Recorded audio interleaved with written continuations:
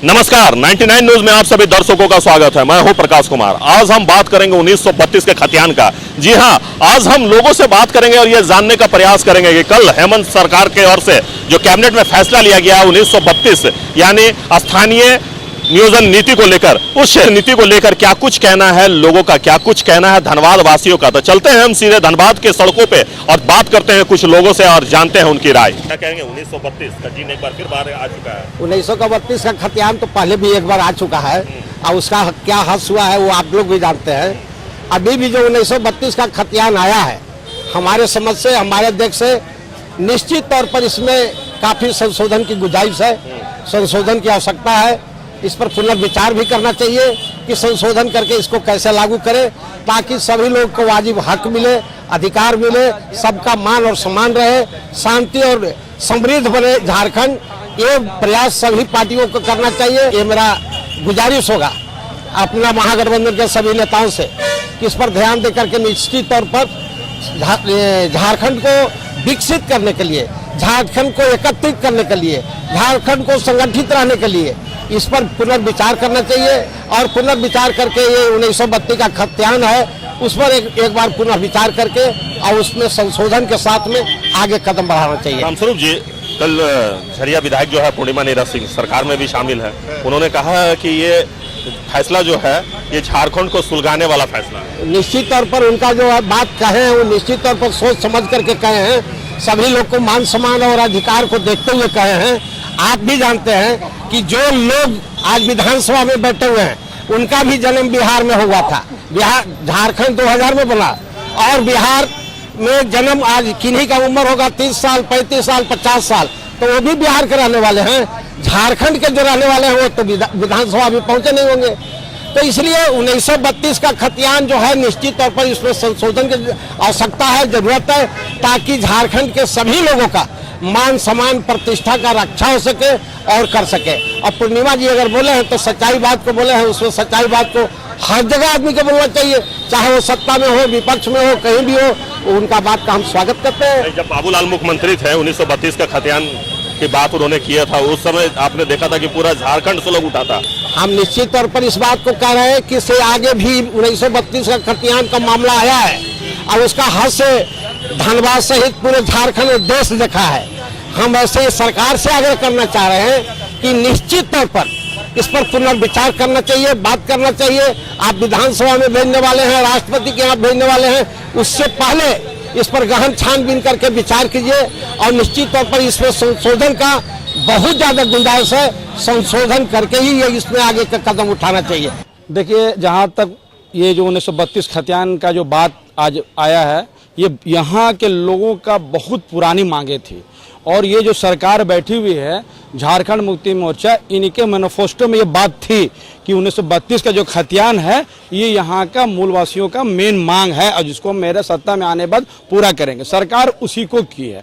अब रहा बात कि कुछ लोग इस पर लोगों जो संशय बना हुआ है कि 1932 का जो खतियान होगा तो जो बाहर के लोग यहाँ आकर बसे हैं उसका क्या होगा। मैं आपको विश्वास दिलाना चाहता हूं कि ये सरकार जो बनी है ये किसी को हटाने को भगाने को इस मामले पे काम नहीं करेगी। ये आपको हम विश्वास के साथ कह सकते हैं। अब रहा बात कि अभी ये सरकार जो अभी अनाउंसमेंट की है, अभी कैबिनेट से जो पास करवाई है, उसको अभी अध्ययन करना हम लोगों का बाकी है कि उस मामले में क्या क्या चीज़ को लाया गया, क्या क्या नहीं लाया गया। अभी हम अध्ययन नहीं कर पाए हैं, लेकिन जो बात को समझ आते हैं ये सचमुच के यहाँ के जो मूलवासियों का, यहाँ के आदिवासियों का जो मूल मांगे थी, जिसमें उसका हृदय बसता है, जिसको पूरा करने के लिए सरकार जो है ये बाध्य थी और उन्होंने किया। मैं इसके लिए सरकार को धन्यवाद देता हूं। लेकिन इसके साथ ये आग्रह करता हूं कि जो संशय बनी हुई है, जो बाहर के लोग आए हुए हैं, जो लोग बोलते हैं कि हम लोगों को क्या होगा, ऐसे लोगों के बारे में कुछ नियम और कानून बनाना चाहिए, जैसे यहाँ पर जोड़ने का काम जो है वो होगा। मैं जानता हूँ कि झारखंड की जो संस्कृति है और झारखंड के जो लोग हैं वो लोगों में बंटवारा करने का विरोध में है, किसी का नुकसान करने का विरोध में है। अगर ऐसा होता तो ये आज यहाँ के झारखंड के जो लोग, जो मूल निवासी है, उसकी वास्तविक जमीनें, उसको रोजगार से वंचित किया गया। बड़े पैमाने पे बीसीसीएल द्वारा ऐसे लोगों को जमीन को हड़पने का 1932 का खतियान लागू कर दिया गया था। उस समय मुख्यमंत्री जो थे वो बाबूलाल मरांडी थे, उन्होंने इन्हें पारित किया था। देखिए, एक छल प्रपंच था इनको करना नहीं था। आज आप जिसके बारे में आप बात करते हैं, मैं यही वो नेता थे जो कहते थे कुतुब मीनार में कूद जाऊंगा लेकिन हम भारतीय जनता पार्टी में नहीं जाऊंगा। ऐसे लोगों का बात करने की आवश्यकता नहीं है। ऐसे लोग एक्सपोज हो गए। जो लोग झारखंड के राजनीति में कई मिले जुले लोग जो राजनीति करते थे कि सबकी राजनीति खत्म हो गई और फुल पार्टी की जो राजनीति यहाँ होती थी वो भी समाप्त हो गई है। मैं आपको विश्वास दिलाता हूँ कि ये कुछ इसमें आएगी सरकार, सबके साथ और सबका विकास को लेकर हम झारखंड सरकार काम करती है और करेगी। 1932 का खतियान यहाँ के लोगों के मूल निवासियों के का जो डिमांड था उसको पूरा करने का काम किया है सरकार ने। लेकिन साथ ही साथ हम यह भी कहना चाहेंगे, यह भारत एक संप्रभु राष्ट्र है, लोकतांत्रिक राष्ट्र है। लोकतंत्र को कायम रखते हुए यहाँ के सभी निवासियों पर विचार करने की जरूरत है। कैबिनेट और फिर अब जब ये विधानसभा में ये बात जाएगी तो हम माननीय जितने विधायक हैं यहाँ के सभी निवासियों, चाहे वह कहीं से भी रहा हो, भारत का निवासी है। भारत के ये झारखंड और खासकर धनबाद, ये कोयलांचल एक लघु भारत है। देश के कोने कोने से लोग वर्षों से यहाँ निवास कर रहे हैं और यहाँ के रगों में, यहाँ के मिट्टी में बस चुके हैं, यहाँ की संस्कृति को अपना चुका है। उन लोगों के बारे में भी सोचने की जरूरत है। हम जो अभी 27% जो आरक्षण बहुत दिनों से पिछड़ों के लिए लंबित था वो भी पारित किया गया है।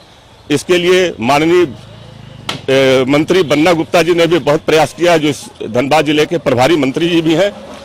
हम इस माध्यम से उनको भी बधाई देते हैं, धन्यवाद देते हैं माननीय मंत्री जी को, प्रदेश अध्यक्ष राजेश ठाकुर जी को भी कि आप लोगों ने प्रयास करके। पार्टी में ही तो फूट है।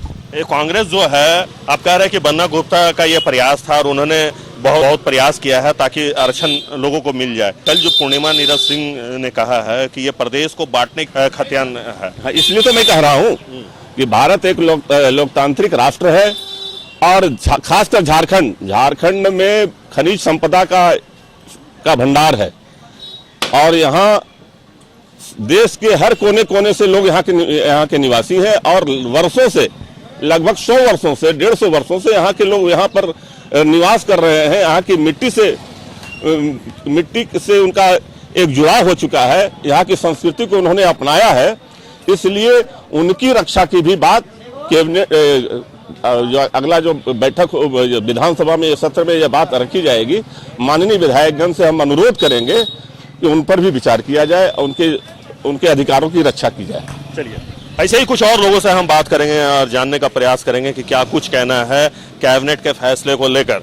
सर, कल हेमंत सरकार की कैबिनेट की बैठक हुई है, उसमें 1932 खतियान जो है उसे पारित कर दिया गया है, स्थानीय नियोजन नीति लागू कर दिया, क्या कहेंगे? बिल्कुल, झारखंड में स्थानीयता को डिफाइन करते हुए हेमंत सरकार ने ये किया है यहाँ के मूल नागरिकों के लिए, जो आदिवासी हैं, मूलवासी हैं, उनके लिए 1932 का खतियान के आधार पर उन्हें झारखंडी माना जाएगा। लेकिन जो यहाँ पर नौकरी कर रहे हैं वर्षों से, 1 से 2, 3 पुश्त यहाँ पर बीत गया है, जो बिजनेस कर रहे हैं, उनका क्या होगा? उनके बारे में भी हेमंत सरकार को स्पष्ट करना चाहिए, क्योंकि ये बनाने समय उनको सोचना चाहिए कि 2000 से पहले ये झारखंड जो है बिहार से अलग नहीं था, एकीकृत बिहार था, जहाँ पर कभी भी ये नहीं होता, पहले होता था कि ये अलग हो जाएगा, ये ऐसा कोई मांग नहीं था।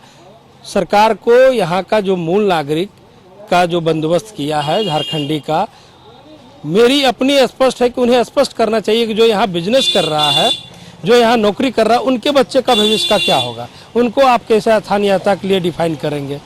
बशर्ते हेमंत सरकार ने बहुत हिम्मत वाला काम किया है 1932 का, इसे हम बधाई देते हैं। लेकिन स्थानीयता पर पुनर्विचार करके जो यहाँ पर बिजनेस कर रहे हैं, जो यहाँ नौकरी कर रहे हैं, जो रह रहे हैं, जिनकी अचल संपत्ति हो चुकी है, उनके बारे में भी सोचना चाहिए और उन्हें भी स्थानीयता में जगह मिलनी चाहिए, ताकि उनके बच्चे को कल जाकर के जाति सर्टिफिकेट, प्रमाण पत्र वगैरह जो आज नहीं मिल रहा है, उसको बनने में दिक्कत नहीं हो, शिक्षा में ज़्यादा दिक्कत नहीं हो और उनका भविष्य सुखल हो।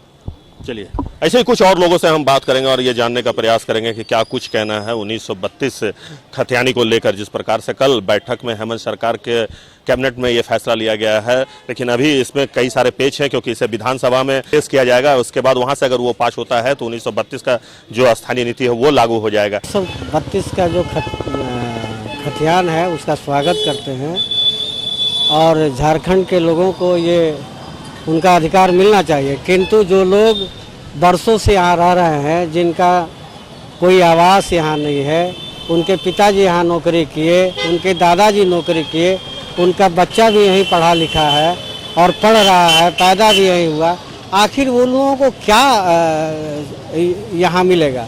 आखिर सरकार की कोई मंशा तो होनी चाहिए, उनके प्रति भी कोई अमेंडमेंट आना चाहिए ताकि उनको भी अधिकार मिले। आखिर वो देश से बाहर तो नहीं है, आखिर इसके लिए सरकार क्या व्यवस्था कर रही है कि उसको भी अधिकार मिले? ये अपनी अपनी सोच है और हम उन पर कटाक्ष नहीं करेंगे, इसलिए कि राजनीतिक स्टैंड कुछ और होता है और अंदर कुछ और होता है। लेकिन ये सही है कि यहाँ के लोगों को उनका अधिकार मिलना चाहिए, लेकिन साथ ही साथ जो लोग यहाँ रह रहे हैं बरसों से, 50 साल, 60 साल, 70 साल से रह रहे हैं, उनको भी उनका अधिकार मिलना चाहिए। ये सरकार से हमारी अपील है और गुजारिश है कि उनके पक्ष में भी ऐसा कोई अमेंडमेंट आए, जैसे मूल निवासी को जो अधिकार मिले, कम से कम उनके साथ भी भेदभाव ना हो और उनको भी कम से कम ऐसे लाइन में ले आइए कि उनके साथ इनको भी अधिकार मिले। ये हमारी उनसे कई पीढ़ियों से यहाँ रह रहे हैं, हाँ, लेकिन उनके इसलिए पास पैसा नहीं है, जी जमीन नहीं खरीद पाए वो, जी लेकिन रह तो रहे हैं। बिल्कुल यहाँ बरसों से रह रहे हैं, इसलिए हमारा उनसे सरकार से, हेमंत सोरेन सरकार से ये अपील है और आग्रह है कि वैसे लोगों के पक्ष में भी जो भूमिहीन है उनको भूमि भी दिलाने का काम सरकार करे ताकि उसके साथ भेदभाव न हो।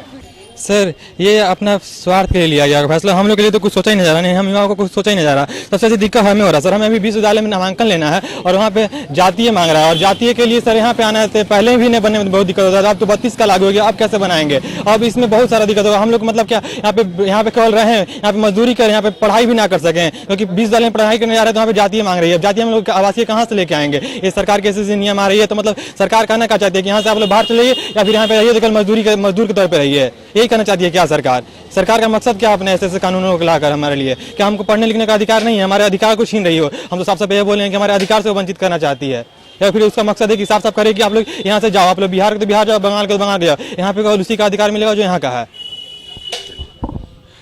तो देखिए, जो युवा है वो नाराज है, उनका कहना है कि स्थानीय नियोजन नीति लागू करनी चाहिए सरकार को, अच्छी बात है, लेकिन हर किसी के हित को ध्यान में रखते हुए लागू किया जाए तो ये एक बहुत बड़ा फैसला हो सकता है सरकार के लिए। तो अभी के लिए बस इतना ही। हमारे सहयोगी राजेश और हमें दीजिए इजाजत। आप देखते रहिए 99 न्यूज। अपना बहुत ख्याल रखिए। नमस्कार।